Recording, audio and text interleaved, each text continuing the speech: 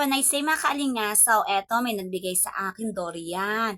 Itong durian na ito ay pang bihira kasi dito sa Luzon. Ito kalimitan talaga makukuha sa mga part ng Mindanao, yung sa Davao, yung sa Bohol, kung saan sa lugar dyan.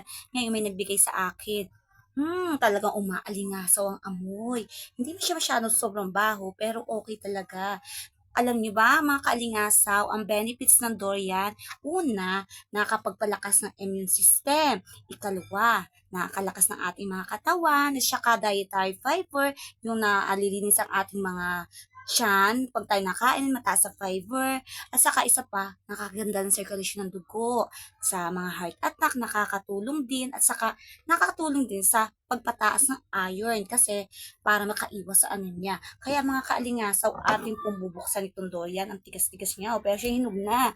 Atin po siyang bubuksan. Yan, mga kaalingasaw. Yan, nahati na po siya, oh.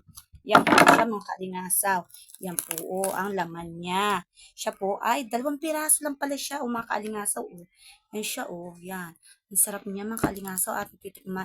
Nakatikim na po ako dati nito. Yung mga candy na ginagawang candy na galing sa buhol nun. Ayan po, oh. Ang ating kakainin ng kaalingasaw, oh.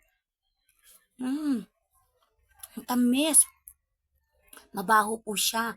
Amoy utot siya, pero ang bango na, mabango na, ibang, ibang baho na mabango. Basta ganun. Kain po mga kaalingasaw, durian.